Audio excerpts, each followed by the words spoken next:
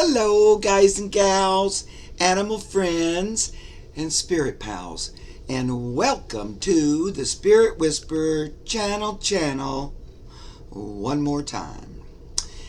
Thank you for joining me. I want you to say hi to my white dog back there, Alaska. She's my little sweetie pie. And say hi to my little red dog here, Buttercup. She's my other sweetie pie. And they always do my channel with me every single time. My name's Mark. I wanted to come on today because 2 years ago today, I started this here YouTube channel. 2 years ago today. Now, 2 years ago today, it was summer solstice. Summer solstice is tomorrow, this year, but it was also summer solstice. I kind of picked that day randomly because someone had asked me just to pick a day. And so I just picked a day. I didn't really pick a date. I just picked the day of the week. And I don't know, I wasn't really thinking. Then 2 days later, I realized I had randomly picked summer solstice, which I don't think it was that random, because if Pan was going to pick a day, that would have been the day he picked. So, and then been doing that now for 2 years. I thought, though, I've had a few subscribers in that 2 years, and I think maybe a lot of you probably missed the introduction videos I did 2 years ago, and you probably caught me on some of the live shows that I do these days in the live readings, and I don't always go through a big introduction of who or what I am or how I became it or anything like that. But last night when I was thinking about that today was the 2-year anniversary, and I was just talking with Spirit about it, like I'll do sometimes, and kind of going right to source and, you know, just trying to figure out, you know, if it's something I should continue to do, or, and if so, why, and things like that, and just having that heart-to-heart. But anyway, after that, I felt like, well, I probably need to reintroduce myself. So I'm going to do that. So, my name's Mark. I grew up in Kentucky, but then when I was 20, I moved to Los Angeles, and I lived there about 45 years, and now I find myself back in Kentucky. I like to call myself, well, I don't really like any of the labels, but I will say, use these labels. I call myself a psychic intuitive. I would say that some people call me an animal whisperer, an animal communicator, Dr. Doolittle, that kind of thing. And I also would say that I'm a conscious voice channel for spirit in general. And more specifically, 3 spirits that I regularly work with and channel. And they are, or they're known to me as, or that's what they've introduced themselves to me as. One is the Ascended Master Djwhal Khul. He's a Tibetan master. Lots of information about him on the internet, if you look him up. And he has quite a few channels, and I'm one of them, and a voice channel for him. And then also, Master Jesus has always worked with me since I was really little, and continues to whenever he wants to. And thirdly, the one that's called the God in Nature, or Joy, Creation, Manifestation, Animals, all that. His name is Pan, or that's what he introduced himself to me as. And Pan, you know, and he meant like the Pan Cave, that's where we are. He kind of showed himself to me as that image that he has in Greek mythology. Now, just as a side note, he and his energy, actually all 3 of those energies, are available to anyone who opens themselves up and, you know, and asks for it. And Pan, yeah, that's the Greek mythology version, but he has a lot of different names. He's a very old energy, or so he tells me. And he has a lot of different names depending on where you are in the world. So a few of them are the Green Man, Faunus, Cyranus, I can never say that one, Kokopelli. He also tells me he identifies with Krishna. So everywhere there's a Norse one, they all have some version of him. And a lot of times the image of him, has some nature aspect or some animal part, animal, nature, leaves, stuff like that associated with them. Fertility, creation, or with his energy in all those forms. A lot of times he's pictured in those different forms with a flute or musical instrument or dancing, because he loves all that creation, crafts, arts, and everything like that. So that's a little bit more of an introduction or brief little thing of who he is, because I think you pretty much know who Jesus is. And Djwhal Khul was on the earth, incarnated many times, and then he ascended, and he still works with humanity in general, and his goal is to help humanity evolve and realize itself more fully. He works like, as far as I understand and what he tells me, like with a council. It's sort of like a spiritual council, and they all sort of watch the progression and stuff like that, individually and also as a group. And so he does that. Now, also, if you read up on him, he's said to have a few incarnations, different ones. One is Confucius, he was, and also one of the three wise men, he was Casper, the friendly wise man. So those are three energies I've worked with as a channel, like as a voice channel, and in that way, like doing readings for people and stuff, since about early mid-80s, so a long time. When I was a real little kid, little before school, some aspects of my childhood weren't that great. I know, I know a lot of you might relate to that. My particular challenge, or one of them, was my dad had an alcohol problem, and he was, and when he drank, he brought out all this anger and meanness, and he was violent and stuff like that. So I was afraid a lot. I was the oldest child, and felt the responsibility to my younger siblings and my mom. Anyway, I grew up with a lot of fear and anxiety. But during those times, an energy would come and talk to me, and I could hear it when I was real little. And I thought that it was an angel. I didn't know, really. I had been to church, so I knew of angels, or it was God, I thought maybe.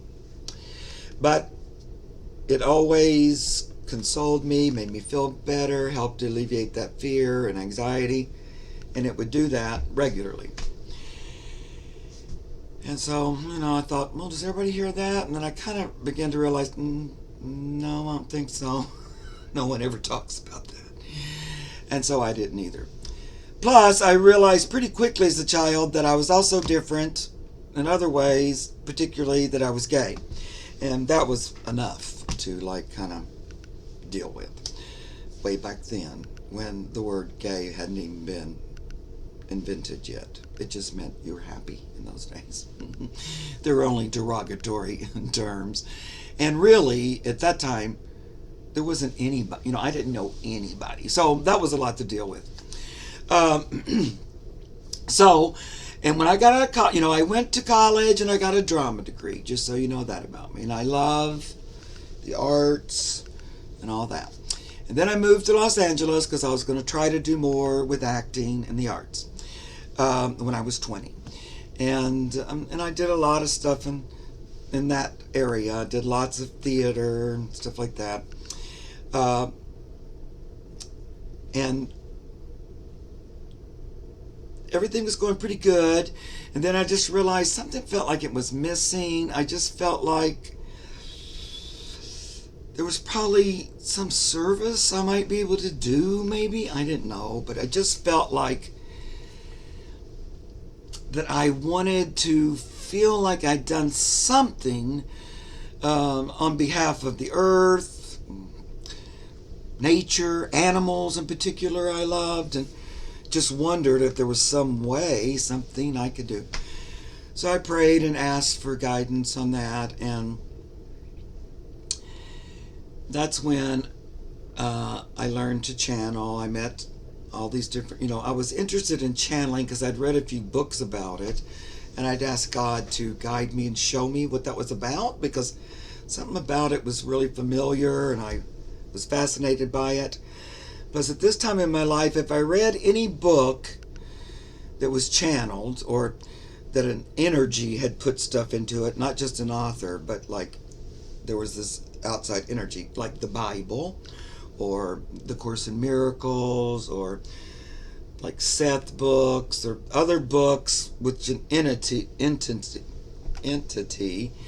had supposedly channeled. Well, whenever I read any of those books, I would have this weird experience where my head would get real heavy, my eyes would close uncontrollably, and then, like, my head would kind of fall, and then I would hear someone talking to me about what I was reading about. But they would go into more detail and stuff like that. And it felt like if I was reading a Seth book, felt like Seth. When I read the New Testament, it was Jesus, so it was different, things like that. I know that sounds weird. I didn't really talk about it, but it just happened all the time. But it was, in a way, using that clairaudience that I had, but I didn't know what that was really. I was more probably thinking maybe I'm losing it. Because, as an artist and actor, I have a good imagination and all that, and this just seemed like no one talks about this. Oh no, what's happening? But, the proof is in the pudding, so as it would happen more and more, it was really hard to deny that it was something, going on that wasn't really me. And then I was guided to different channels that I met in person. Eventually, I don't say eventually, but it was like a 2-week period that I prayed and asked to meet channels, and then I met like 7 in 2 weeks, that. And one of those was a channel for Djwhal Khul,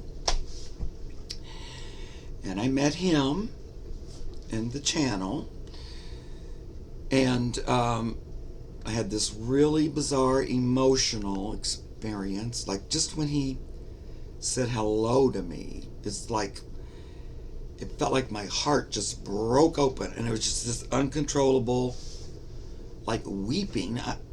It was, I don't even know, it was like I'd never had anything, and I was embarrassed because there's this person. I was just crying uncontrollably. But it felt very, I don't know, I felt like he was saying hello to me again after a long time. It felt very familiar. Little did I know at that time I was going to become a channel of his.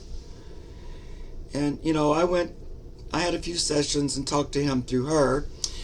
And then what began to happen is, and she did a channel training because he had wanted her to train new channels for him. And so she said, okay. And she did a few of them, just a few, like 3 or 4. And they were like a weekend long intensive. And so I went to one of those. I really wanted to, really badly. And it was out of town, but I went, and it was a magical experience. And during that, whenever she would channel Djwhal Khul, before he would come through and speak, I would hear it ahead of time in my head, what he was going to say. So I would hear it, he would say it. I would hear it. So it was like that. I know that was him kind of testing and playing with me to see if I could hear. And also he wanted me to recognize It was a little more than my imagination, And then, things kept progressed, and then I did become one of his voice channels, and I worked with my mentor, that channel. Her name is Terry Newland, quite a bit, and she would have me substitute for her class and stuff like that. And so I got more and more experience. And so a little bit into that, then I met the energy of Pan, who came in. And Djwhal said, yeah, there's this other energy. He really wants to work with you because of your connection with animals and nature. And said, okay, great. So I met his energy. Now, that was all through my brain. It wasn't another person or anything. Like, I actually met Djwhal Khul in my brain, but also through a channel. So, he would talk through her, but then he would also talk to me inside my head. Like, he would do things like, Mark, I was wondering if you'd be willing to teach Terry's class next Friday. This is like when I was first starting, and I'd go, well, that's not going to happen. She's not going to ask me, of all people, to channel you for her class, for God's sake. And he would go, well, Mark, I was just asking if you'd be willing to do that. And I'd go, well, yeah, well, I'm willing if you think, but I don't think it's going to happen. And then the next day she'd call me and ask me to channel for the class. And so that would happen over and over and over. And it was a really good learning experience for me. And it was a good strengthening my faith and realizing there's something else going on here besides Looney Tunes. It becomes much more coincidence than can be kind of explained, when it's just over and over and over. So anyway, I met Pan. I started working with his energy. And so in my brain, he would come to me, like we'd do this maybe 3 times a week in the evening. And he would just talk to me in my head. And he would talk to me about different things about nature, animals, the weather, plants, minerals. We would have like a mineral class, a plant class, an animal class, aroma therapy, like he had me make aromas, all this kind of stuff. And I did a lot of that. And I would always, not only would this be going on in my head, there would be like a practical something that would happen in real life. Like he'd say, well, I'd like for you to make aromas. And then next thing I knew, I'd be making bath salts and mixing and all this stuff.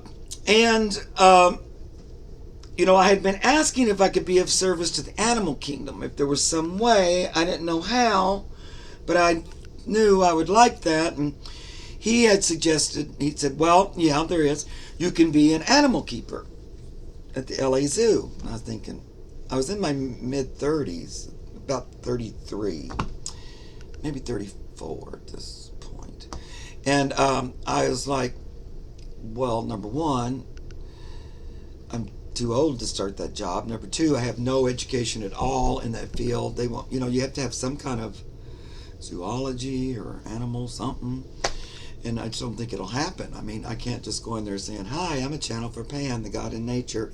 Hire me. So I was pretty doubtful that was possible. But one thing about the guides is they're not that doubtful. They also don't really guide you into something they don't think you're able to do.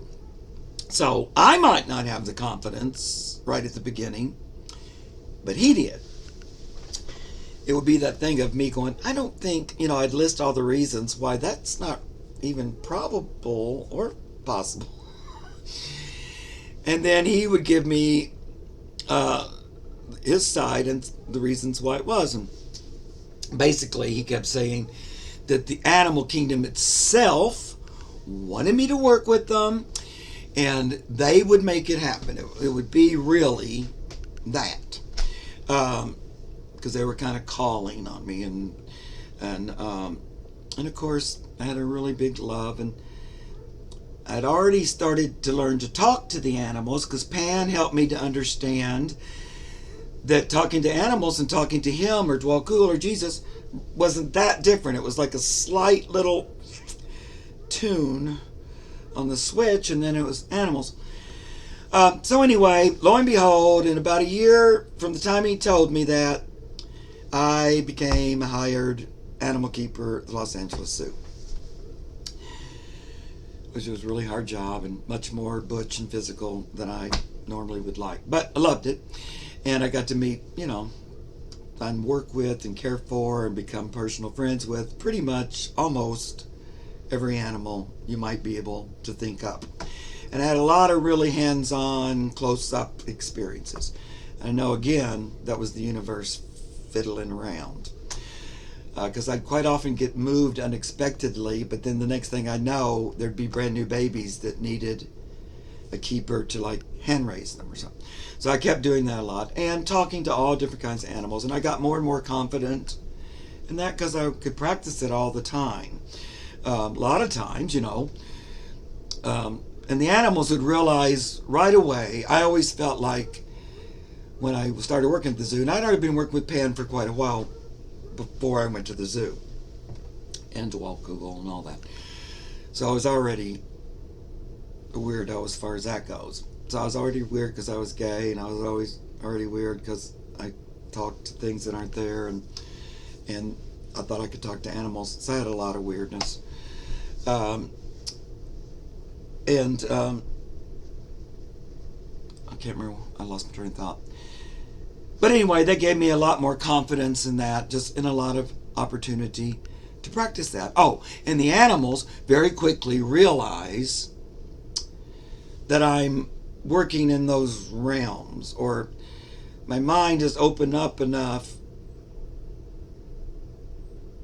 I don't mean for this to sound like egotistical, or your consciousness, you get to this level where you're kind of in that's what the way you're viewing things and stuff. And I felt like they could recognize it. I always said from the very first day, it felt like Pan was actually in my auric field or something, because I felt like it was uncanny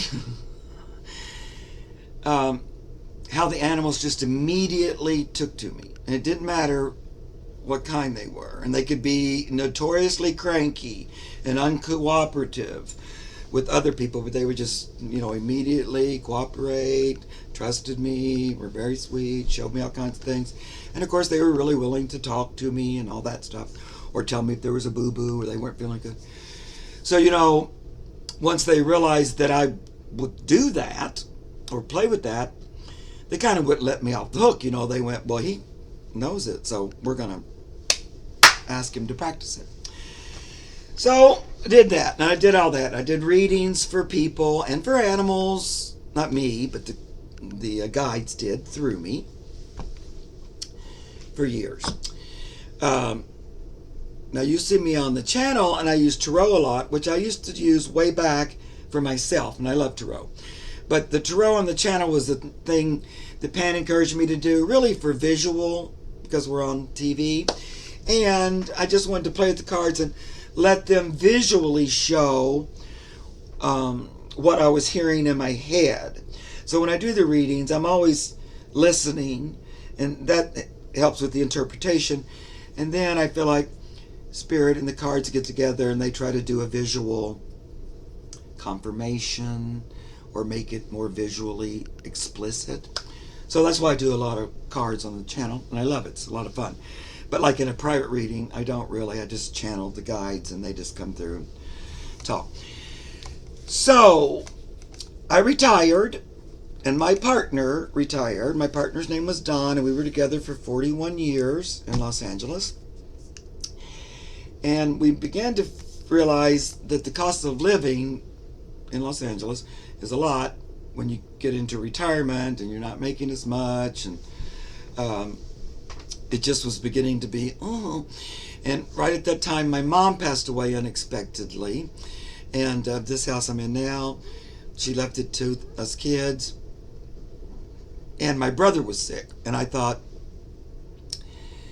and Donald and I, we decided, let's just sell our house in Los Angeles and we'll move back to Kentucky to retire, and it'll be more peaceful and green. And I also thought I could help my brother who was sick and help with my mom's estate and all that, and with the funeral.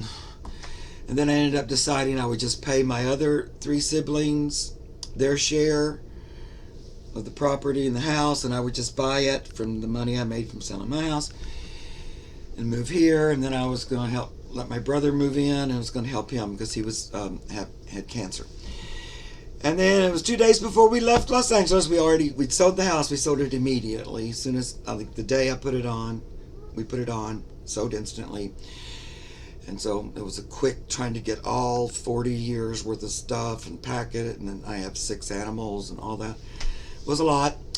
And 2 days before we got into the RV to hit the road, my brother passed away unexpectedly. He was sick, and he'd had a surgery, and he came out of it fine, and I'd just been talking to him every day, and he just sounded great, and then he just died. And so that was kind of like, because that was a big reason why I was moving and everything. But anyway, we went ahead because couldn't really turn back at that time. And we came on, moved out here, tried to get settled here. We got here, this was in 2019. We got here at the end of September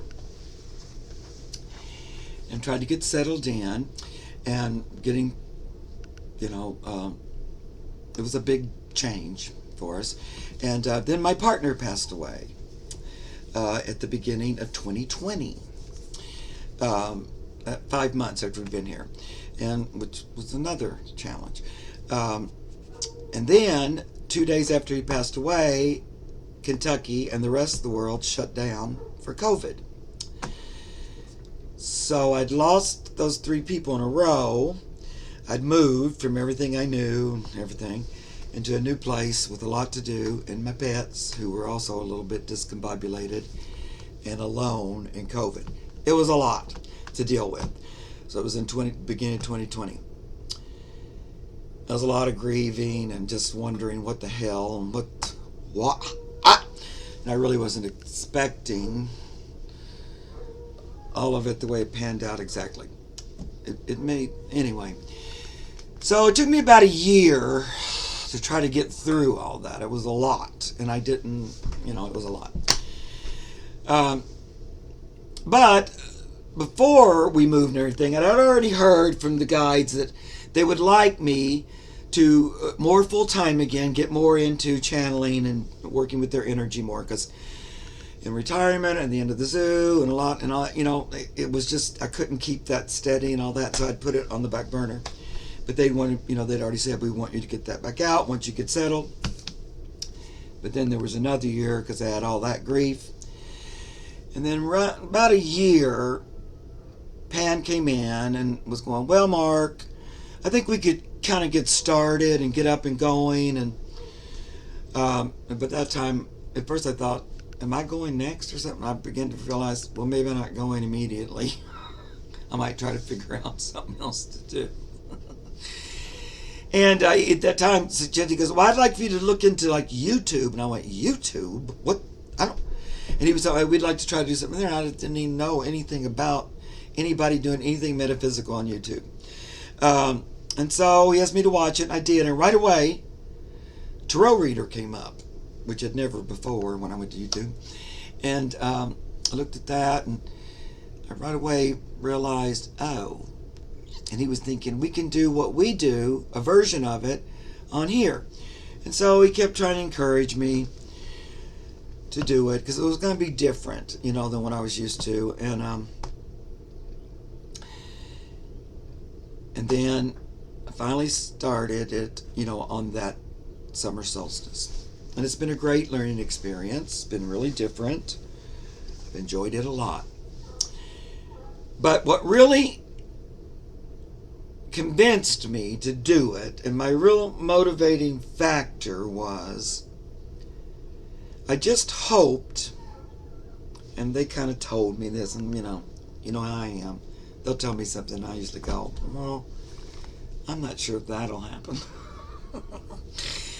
But what I hoped was that somehow by sharing my experiences, as weird as they are, and really I remember on the first broadcast saying, I'm coming out of the metaphysical closet. I'd already been through the old gay closets and all that decades before, but this was the coming out of the metaphysical closet, and really just let the world know this is the way things happen in my life. I know it's weird. It's not the norm, but it is what it is.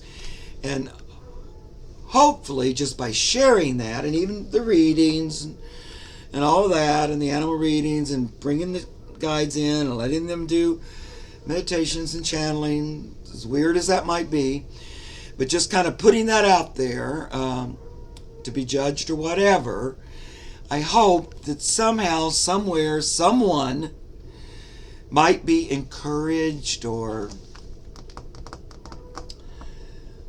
shoved or reminded that they might seek out their own personal, practical relationship with the universe, with God, with the Creator, with the Spirit team. That was my goal. Just maybe somebody would be inspired or encouraged to set out on that adventure on their own by something I said or shared. That was my big goal. And I don't know if that happened or not. I hope so. That's really the reason am doing this, really.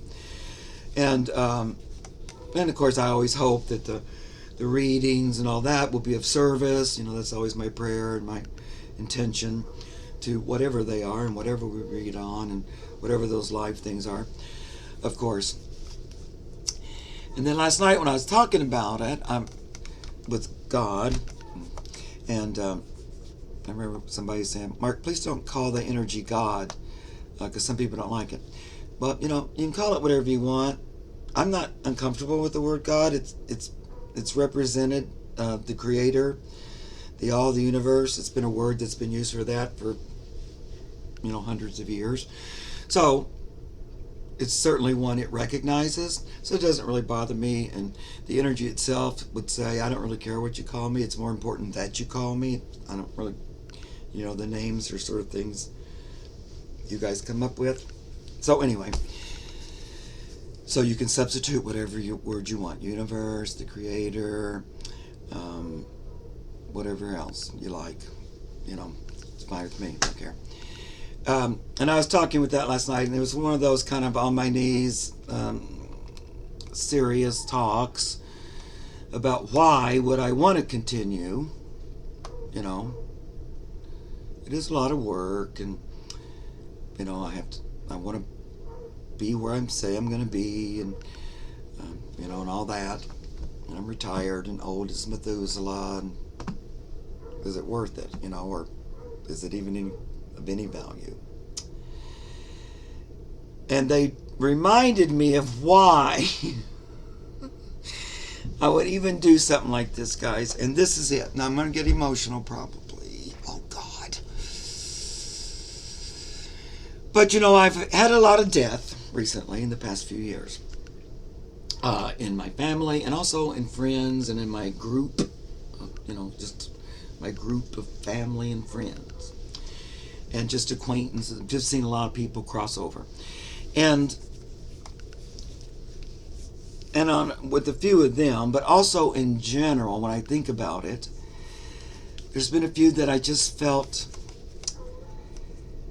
they lived their life here, and it did kind of chew them up and spit them out, and it was hard, and it was sad, and there wasn't a lot of joy, and I don't feel like they ever had the experience of the universe telling them how important and special and loving they are, and no one told them that, and so they just kind of struggled along without the tools, or even no one even saying it, or that there even might even be that possibility, and that just breaks my heart to think that you live here on and have a life and move over and not have that experience and not even be made aware that it's possible, And I just don't think that's what souls are made to feel like and experience. And so I've always felt that on some level I'm a herald of some sort, and that it's important for me to say, guys, I'm telling you, I don't know exactly how or why it works, but just from my experience, it does. And I'm telling you, it's not just me. It'll work for you in your own way, but just seek it out. Don't cross over to the other side without giving yourself the opportunity and the adventure of what is available to souls that are in a human body here on the earth. It's a whole other ballgame, and in my opinion, it doesn't really have anything to do with religion. It has everything to do with spirit. So when they were talking to me about that last night, I was just crying and crying, and then in the end realized that yep, I should continue on a little bit more and just on the hope that someone will see something and change their direction, change their intention, change their what they've been brought up to believe, like maybe change their belief system, realize that they're loved and that they're source. Each one is special. They'll go through life being beat up and beat up and beat up and not even realizing that on some level they're just recreating that because no one's told them how to stop it, how to change it, what to do. And then just kind of go without that experience. And I just feel like, what a waste. And there's a part of me that says, I have to try to change that, to alert that,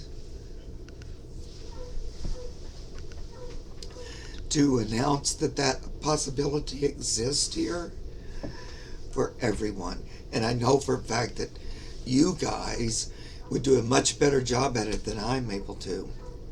It's like, it's better you don't do what I do, but rather what they say, because I'm not the best one at it. But if any way I could just help one person see that, it would be worth it to me, All right, enough of that. I'm going to do a quick pull 3 cards about the continuation of this channel. See what they want to say about it.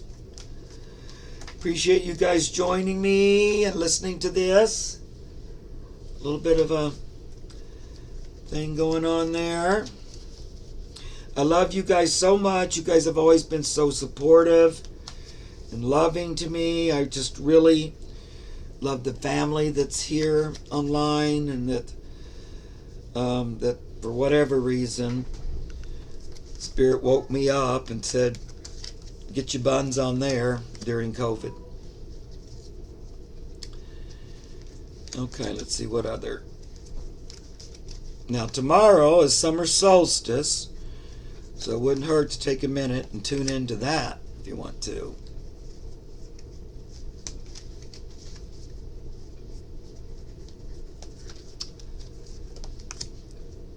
Return of the male divine masculine. So it's telling me that I went through a little bit of a pause there, reevaluation, kind of looked at things from a different perspective. I was going through that a lot last night, I think. So that's what this hangman's telling me today. And we're also talking about that, I started this channel on the summer solstice on purpose. This is the Emperor, but it's also that divine masculine energy, that positive force, movement in the world. And again, reminding me that it wasn't a mistake that this channel was birthed on that day. And that the work and whatever it is that I put into it is worth it. It wasn't just a waste. It was worth it. So all that, thank you very much. That was like a personal reading for me, I think. I'm going to put one more card.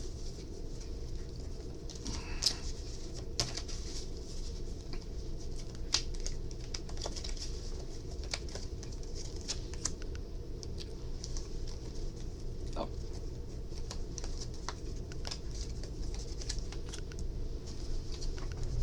So we get the Queen of Cups.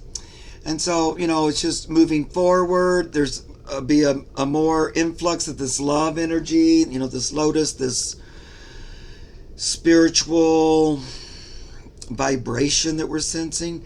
And that's just going to open up more and more. I think it'll be reflected in the channel and in, the family here that follows along. I feel like that's what's kind of in the future, the near future. Okay, great. Well, thanks again, guys, for joining me tonight. Just remind you, I'm going to continue, at least for now, and I'll continue doing those live broadcasts every Saturday at 4 o'clock Eastern. I'll channel the guides to address questions on any topic that you guys come up with from 4 to 5:30 p.m. Eastern.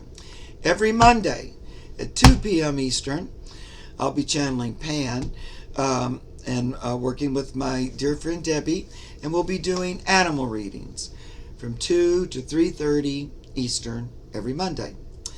And I'm going to continue for the time being with this new show I just started called Rainbow Readers, and that's on Wednesday evenings at 7 p.m. Eastern. Now that's my guest star show. So each week I hope to bring you guys a new guest, and the show will kind of be themed around them. Okay, so we'll be continuing with that. Hope I see you guys there. I am hoping to try to increase subscribers, so help me out by subscribing and pushing the like button, doing all those good old things. Okay, guys, I love you very much. Thank you so much for the 2 years. Thank you for all the ways you support me and love me. I appreciate it, and I feel it. Okay, talk to you soon. Love you guys.